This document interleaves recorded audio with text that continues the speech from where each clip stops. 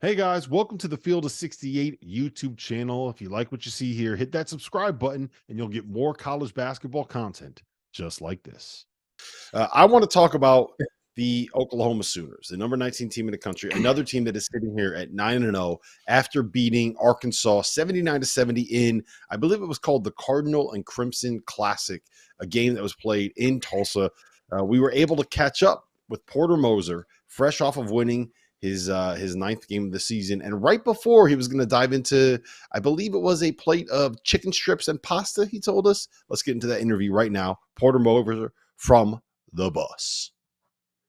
Now let me welcome onto the Field of 68 after dark, fresh off a 79-70 win over Arkansas, none other than Oklahoma head coach Porter Moser. Coach, you are sitting here 9-0, number 19 in the country, playing as good a basketball as anybody in the Big 12. We talked before the season started, and I got the feeling that you liked your team. Did you expect this kind of start out of your guys? You know what I expected is I really liked the guys, from the jump this summer.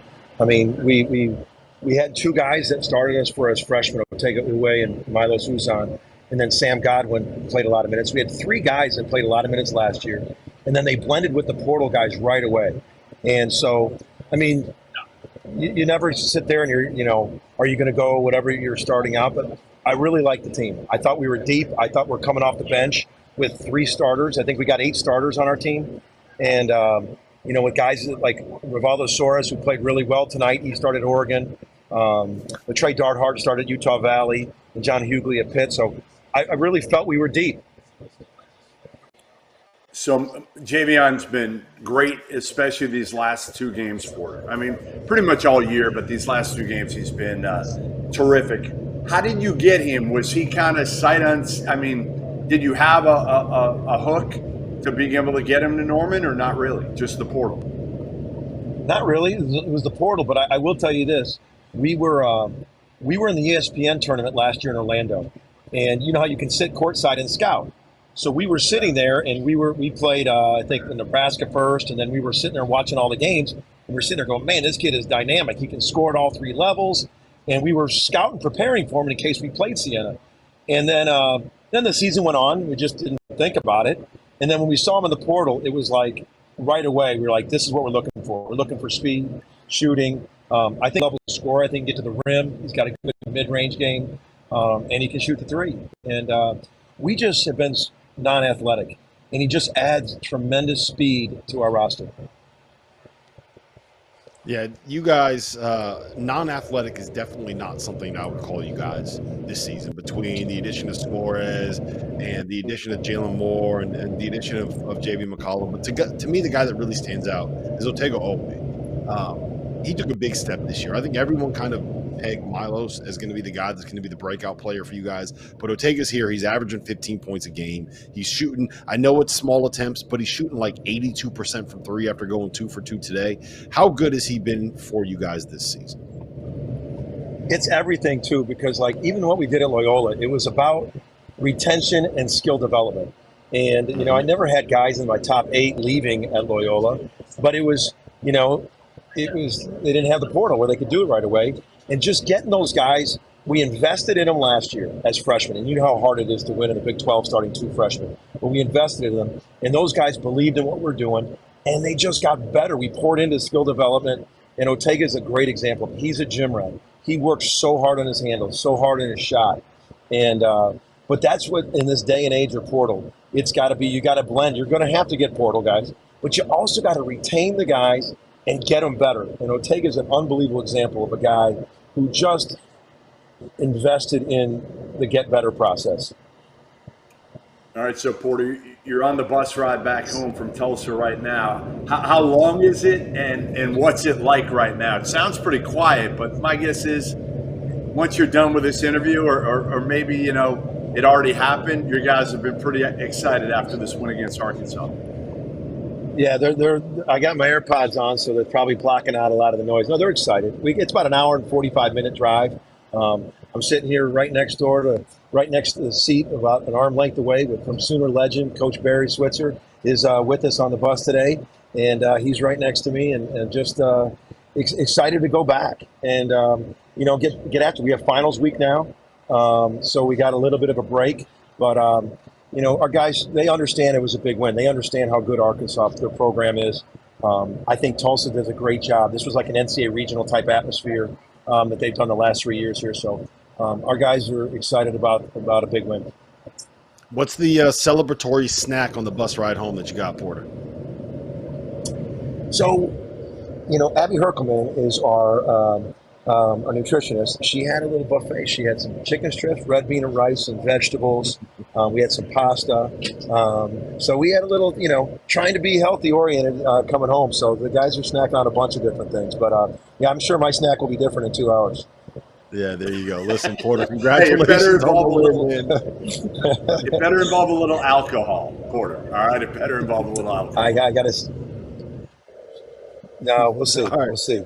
I made up my Jesuit background, Porter, listen, man, congratulations on the win. Go celebrate with a nice chicken strip platter over there on the bus ride home. We appreciate you being here, man. You guys, thanks for having me, guys. We'll see you, man. Thanks, man. That cut off right before Porter Moser said goodbye and had balloons just go everywhere on his screen because he has the same thing that T.O. used to have set up where whatever he's doing with his hands is triggering something in the new FaceTime app or whatever it is. I have no idea what's going on, but there were balloons everywhere. Anyway, Goodman, I'm going to go to you first on this one because I am very high on this Oklahoma team, and I don't think it's necessarily an overreaction to one performance or just a couple of performances, because what we've seen from them all season long, an impressive win over Iowa, a win over a good USC team. They beat Providence by 21 at home. They beat a good Arkansas team by 9 here on a neutral court. How good do you think this Oklahoma team is? Here's my question, and I'll throw it to T.O. These teams that they're playing, did they get them at the right time? Did they get Iowa at the right time? Did they get USC without Bronny James? And I think they were without either Boogie Ellis or Kobe Johnson. Arkansas is still trying to really find itself, right? Tremont Mark just coming back. They got a whole new team. We know what Muss's teams do early. Yes, I think this Oklahoma team is good. Don't get me wrong. I think they're a good team. I think they're probably an NCAA tournament team.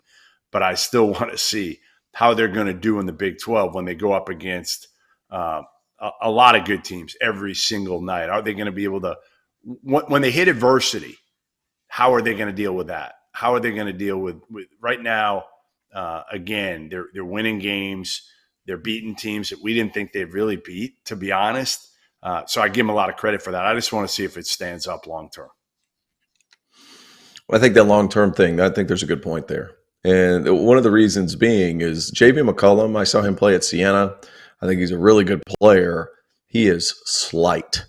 And whenever you play in that Big 12 league, there's a lot of big guys. There's a lot of bodies banging around down there. And I'm curious to see if his body can hold up. Jeff, you might remember this name, Tony White Jr., who played at Charleston back when I played. Yep. Same age. They were the same build, 6'1", 6'2", $150, and they hit the floor a lot. Now, obviously I'm switching back between about 50 games today, and I'm not sure how much McCollum hits the floor. But all of that being said, like, small bodies in that league have a tough time at times. Marquise Noel, I know people will bring him up. He's more of a stocky, shorter guy. McCollum's lanky and long and thin, and I worry because they put so much onus on him. If he gets hurt, what happens then?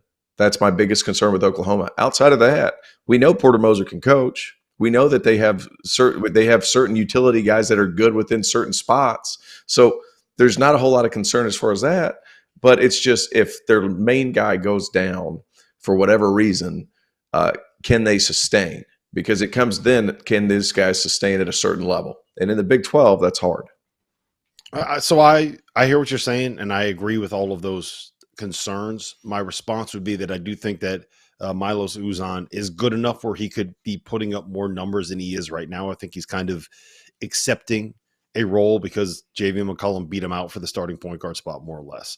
But I think when you have those two playmakers in the backcourt, you have about a half dozen guys, whether it's Ortega Owe, Rivaldo Suarez, Jalen Moore, the kid that transferred in from Georgia Tech. They just have a whole bunch of long athletic dudes. They can roll a 3 in the 4 spot. I think you have a nice combination of Sam Godwin and John Hughley at the 5 spot. I really like what this team has.